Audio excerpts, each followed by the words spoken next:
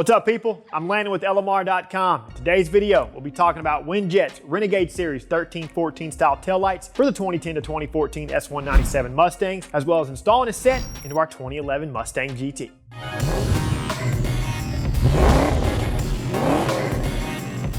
All right, people, if you're considering changing up the look of your car and switching the taillights out on your 2010 to 2014 Mustang, then these 1314 style lights from Winjet should be on your list. What makes these lights attractive is their factory styling that's modeled after the original taillights found in the 2013 and 2014 Mustangs. Personally, the 1314 taillights are my favorite taillights on any Mustang to date. So these Renegade Series taillights from Winjet are currently available in either a smoked or clear lens. They feature a gloss black housing with 3 recessed LED sections and the LED optic tubes that surround each of those individual sections. The surrounding LED optic tubes are either clear or smoked, emit a bright red light whenever the light functions are triggered, and they're DOT compliant. Speaking of functions, these taillights operate in the correct manner and share the same patterns and sequences as the OEM lights. The sequential functionality is present whenever the left and right hand turn signals are activated, and the center sections emit a bright white light whenever the transmission is in reverse. Since Winjet uses the appropriate internal components for these lights, you won't get any hyperflash or have to add any of those extra silly load resistors. Around the outside of each light is a rubber seal around the edge and a textured plastic shroud that shares the same grain, texture, and sheen as the OEM lights. The back of the lights are pretty straightforward, where there'll be a harness with a pre-installed grommet and a factory style connector for a true plug-and-play installation in all 2010 through 2014 Mustangs. Each kit does come with 2 gloss black filler panels that have double-sided tape pre-installed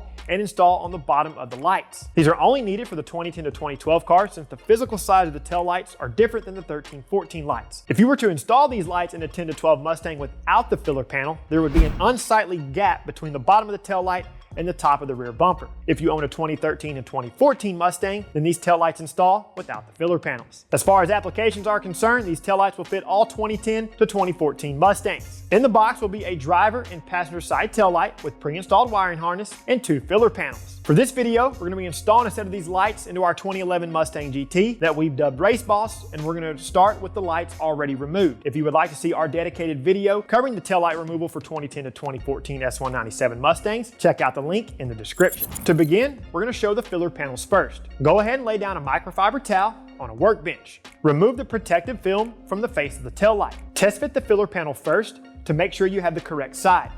Because of the slight bend in each panel, you'll know right away if you have the correct side. Whenever you have the correct side figured out, wipe the bottom area of the taillight where the double-sided tape will adhere with either isopropyl alcohol or a plastic safe prep spray. Dog ear each section of tape and then align the filler panel with the bottom of the taillight.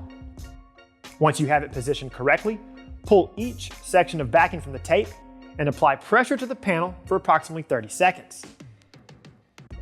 Do the same for the other filler panel and tail light.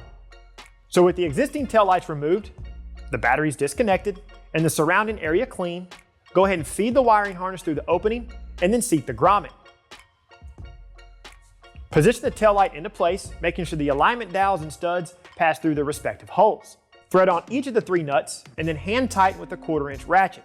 Now for you torque spec experts out there, these have a torque spec of 53 inch-pounds. Reconnect the electrical connection and then repeat these steps for the other side. Now you can reconnect the negative battery cable and test all sequences and operations for the tail lights. Whenever this is verified, you can go ahead and put everything back together. After that, you're good to go. As always, folks, we hope this video has helped you out. That's all we have for you today. So until we catch you in the next one, y'all know what to do. For all things S197 Mustangs, keep it right here with the real enthusiasts, LMR.com.